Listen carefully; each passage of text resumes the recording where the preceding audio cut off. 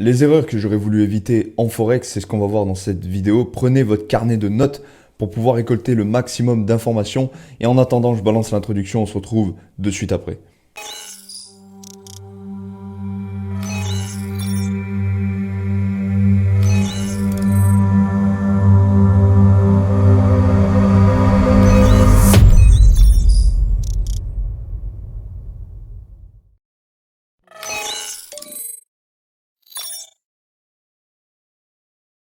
Salut à tous, j'espère que vous avez la forme, on se retrouve pour une nouvelle vidéo. Cette vidéo va vraiment être intéressante puisque je vais vous parler de quelque chose de réel. Je vais vous parler de faits qui se sont passés, que j'ai expérimenté durant tout mon parcours de trading. Ça fait maintenant 2 ans que je fais du Forex. C'est absolument rien du tout. En termes d'années, en termes d'expérience, pardon, c'est absolument rien du tout. Mais en 2 ans, quand on travaille dur tous les jours, je peux vous assurer qu'on fait pas mal d'erreurs et on apprend pour pouvoir progresser. Donc c'est pour ça que je veux vraiment vous transmettre toutes ces informations, toutes les erreurs qui m'ont empêché d'avancer. Petit message d'avertissement avant quand même. Le titre, honnêtement, si je suis complètement honnête avec vous, c'est un titre aguicheur, ok, putaclic, tout ce que vous voulez. Et également ce que j'ai dit en introduction, je ne regrette pas du tout de les avoir fait.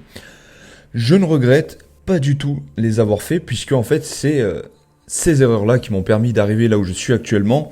Sans ces erreurs-là, j'aurais sans doute abandonné avant. Et je n'aurais pas pu avoir les résultats que j'ai aujourd'hui, tout simplement. Donc voilà, ça ne veut pas dire que parce que vous allez entendre ces erreurs, que vous n'allez pas les commettre. Vous n'allez pas les expérimenter, ok? Et moi, je vous souhaite même de les expérimenter. Par contre, là où cette vidéo peut vous aider, c'est que concrètement, une fois que vous allez faire ces erreurs, ça va vous prévenir. Vous allez vous rappeler de ma vidéo, vous allez vous dire, ok, c'est vrai que j'ai regardé la vidéo de Renatus FX, il a parlé de ses erreurs, et maintenant, il a expliqué comment justement surmonter ces erreurs et apprendre de cette erreur-là. Donc du coup, ça m'évite de perdre un temps monstrueux, vraiment. Donc c'est pour ça que cette vidéo est très importante. On attaque tout de suite la première slide. J'introduis juste, tout simplement, je voulais faire cette slide pour vous parler en fait de technique. On va voir des erreurs que j'ai commises sur mon approche technique, tout ce que vous devez savoir concernant les stratégies, les plans techniques et comment fonctionnent les marchés. Ensuite, dans des seconds slides, dans une seconde partie, on verra toutes mes erreurs psychologiques, ok? Au niveau du mindset. La psychologie, c'est 90% du travail en trading. Je vous transmets toutes mes erreurs concernant la mauvaise gestion de mes émotions. Et c'est surtout sur cette partie-là que vous n'allez pas pouvoir les éviter, puisque en fait, chacun est différent dans notre approche, dans notre psychologie, dans notre personnalité. Chacun est différent et chacun va faire des erreurs différentes. Par contre, si vous faites ces erreurs, parce qu'en fait là, il faut savoir une chose, c'est que vous êtes une personne actuellement. Mais demain, vous serez une différente personne, à plus ou moindre échelle. Ça dépendra de comment vous avez réfléchi tout au long de la journée, quelles ont été vos pensées, quelles ont été vos remises en question, quelles ont été vos expériences. Et tout ça, en fait, ça va vous transformer. Vous n'allez pas changer, moi je dis, vous allez évoluer. C'est le terme le plus approprié. Donc on attaque tout de suite la première slide, qui se porte sur changer de stratégie encore et encore. C'est la répétition qui mène à la réussite. Changer encore et encore de stratégie car les résultats ne sont pas présents, c'est ce qui vous empêche de progresser. Et c'est ce qui s'est passé pour moi dans mes débuts.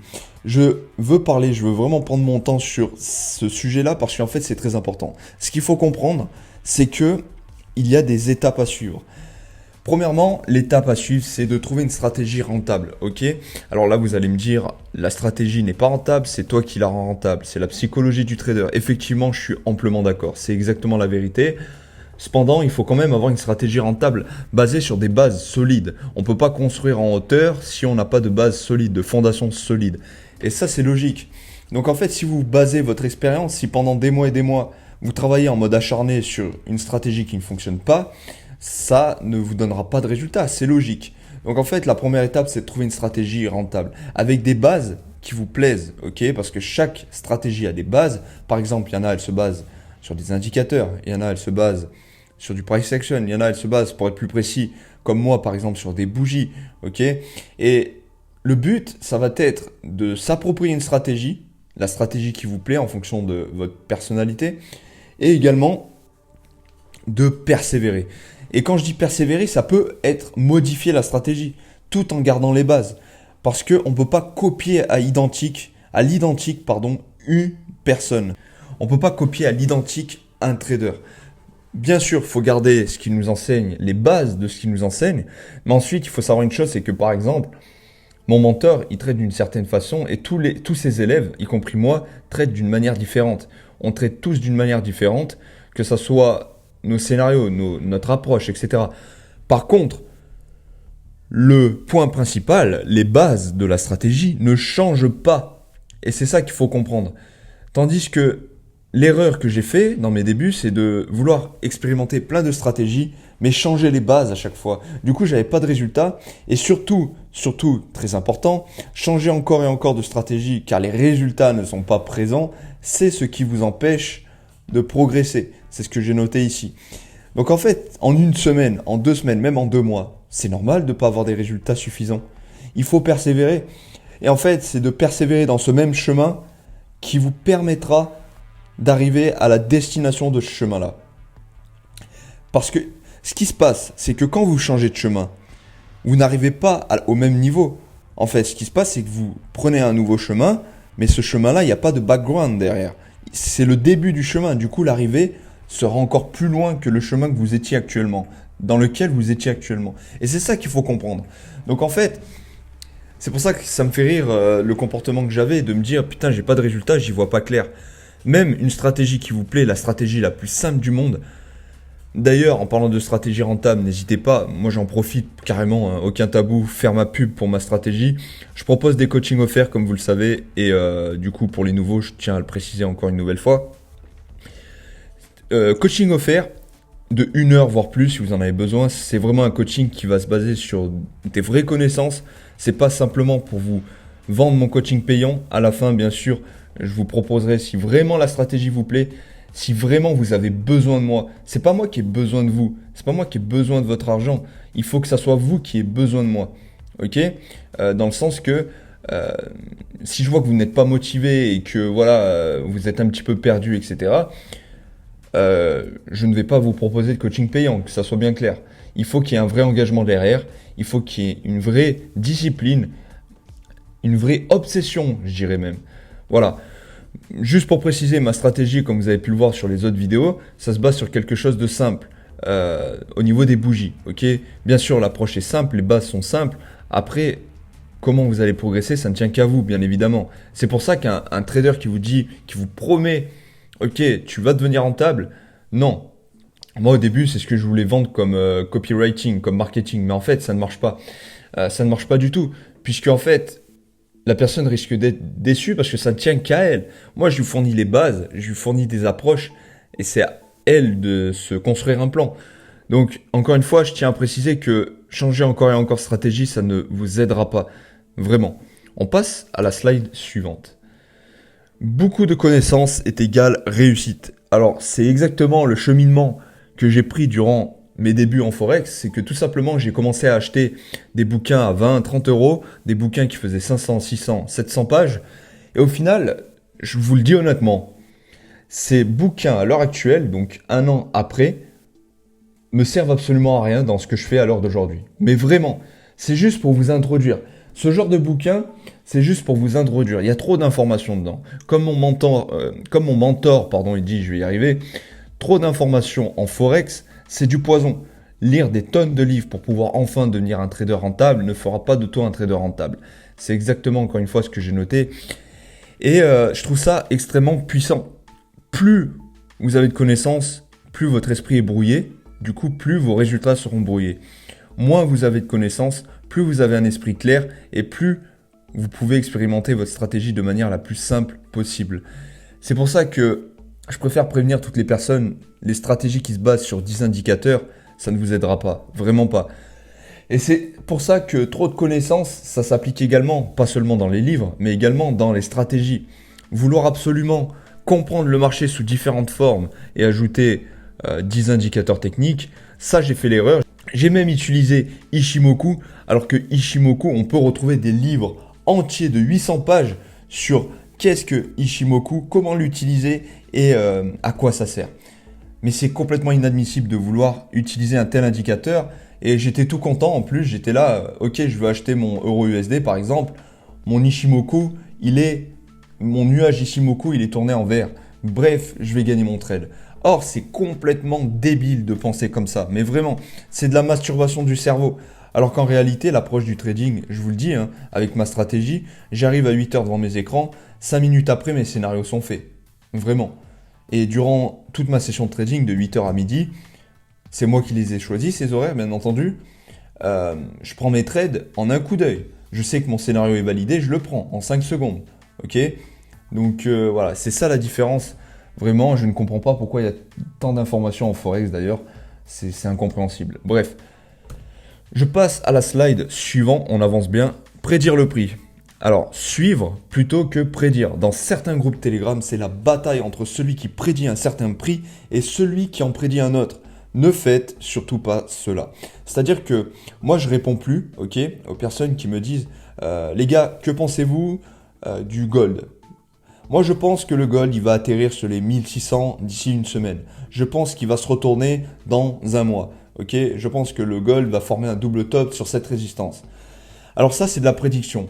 La différence entre prédire et suivre, c'est que tout simplement quand on prédit, c'est tout simplement encore une fois de la masturbation du cerveau. C'est celui qui a raison ou pas. Tandis que suivre, pendant que les autres seront en train de réfléchir à prédire le prix, ceux qui suivent, eh bien, ils vont tout simplement agir en conséquence. Par exemple, sur ma session de trading, j'ai mes confirmations. Je sais que mon euro, il est fort, mon USD, il est faible de par le volume des bougies, etc. Je vois que le graphique monte, ok? Ma bougie s'est clôturée sur un biais d'acheteur. Eh bien, qu'est-ce que je fais?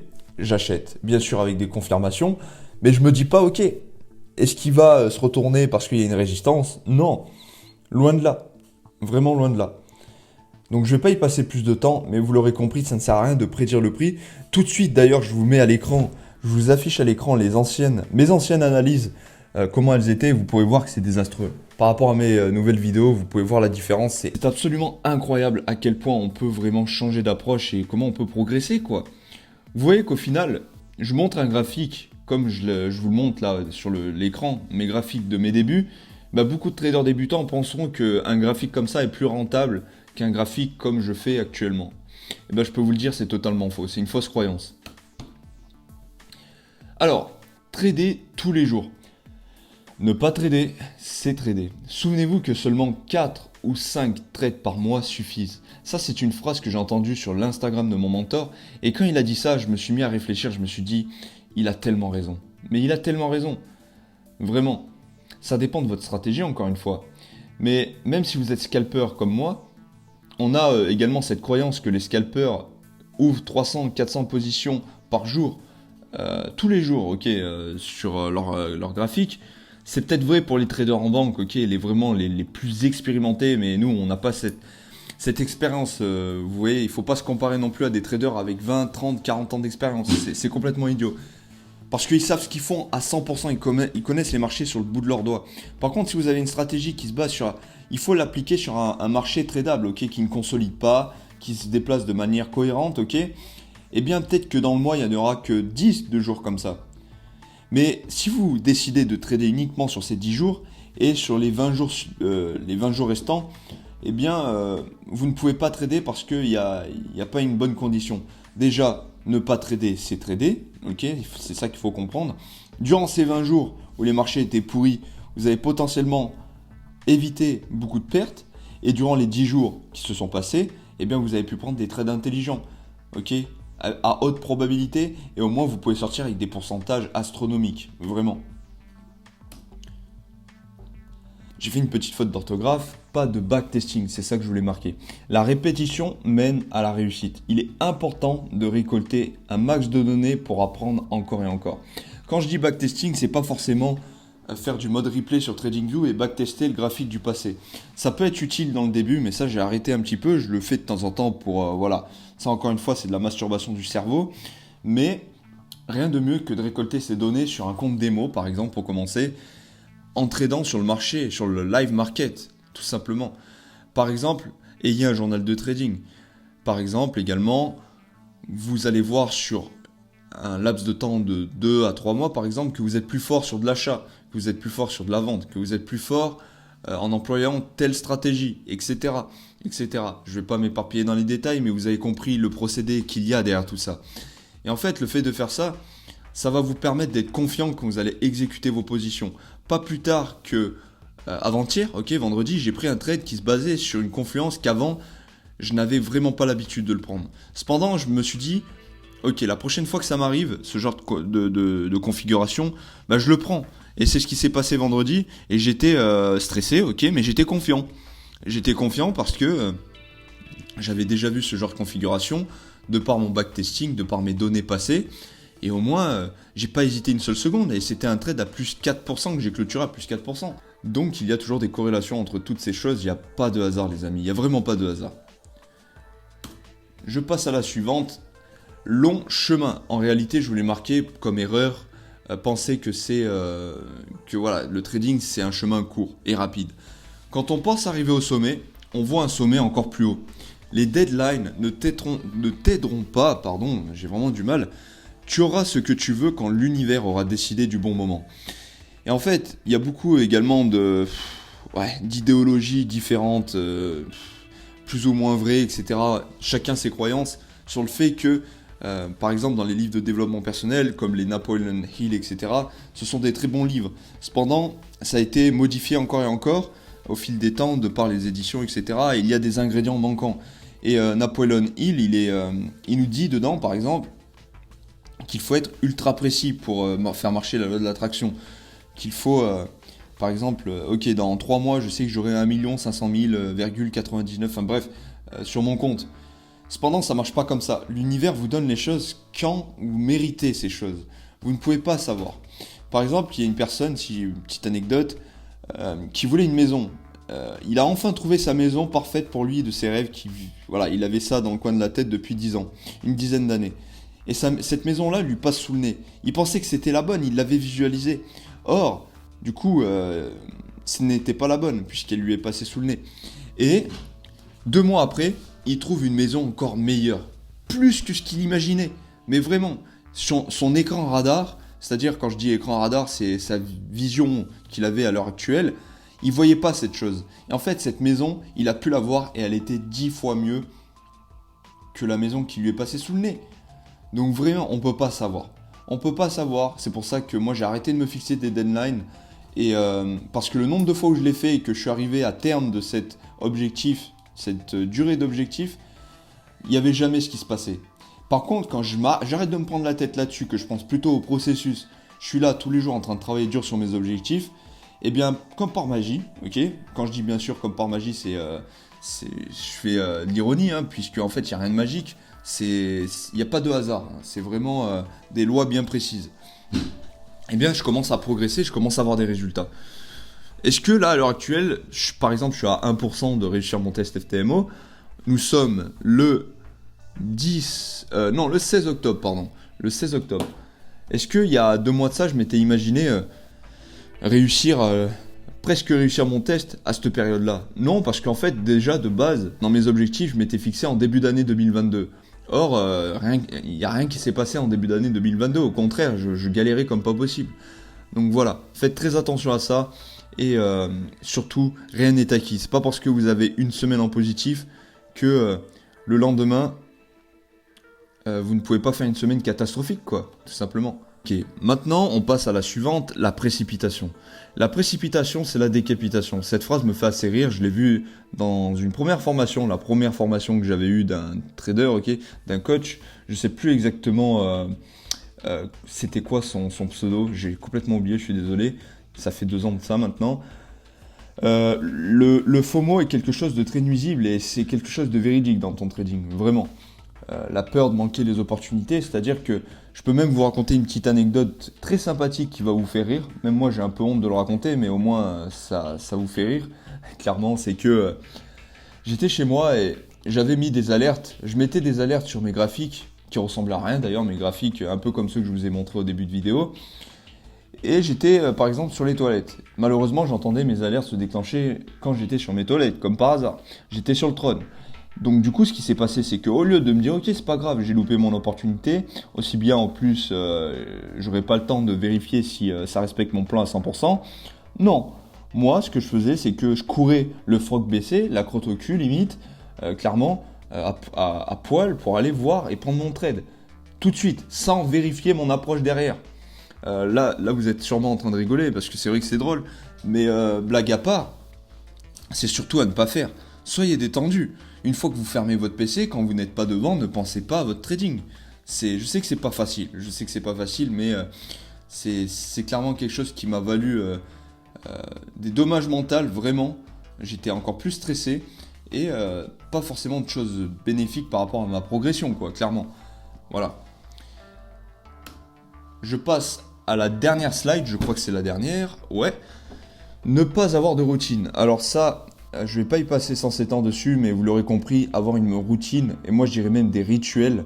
Des rituels, c'est voué en fait à se développer. Chaque jour, vous essayez d'améliorer vos rituels. Là, vous avez pu voir que j'allais relire d'ailleurs la précipitation. J'ai malheureusement oublié de changer le texte. Bref, c'est pas grave. En gros, par exemple, moi, si je peux vous donner une idée, ma routine, c'est quoi? C'est que je commence ma session à 8h, je la termine à midi. Eh bien, je suis préparé avant 8h. J'arrive pas à 8h05 devant mes graphiques en mode précipité, voilà, parce que j'étais en retard, etc. Non, à 7h30, je suis déjà devant mes graphiques, j'analyse et tout, je fais mes scénarios, je regarde des annonces économiques, je me prépare mentalement, j'essaye de calmer mon esprit, je lis sur mon tableau, mon board qui est juste devant moi, des phrases d'affirmation positive, etc. Et au moins, je suis prêt. En anglais, ça s'appelle showing up, execute. Donc en gros, je me prépare et ensuite j'exécute mes positions tout au long de ma session. Et grâce à ma stratégie d'ailleurs, qui est ultra simple sur du scalping, approche ultra simpliste parce que c'est vraiment le vecteur que je transmets au sein de cette chaîne YouTube, eh bien en 5 minutes, vraiment, j'arrive à définir mes scénarios. C'est du rapide, vraiment. Tandis qu'avant, l'erreur aussi, encore une fois pour revenir à l'analyse technique, je prenais le week-end 3 ou 4 heures pour faire toutes mes analyses, alors que ça me servait à rien. Maintenant, je fais plus du tout ça, vraiment.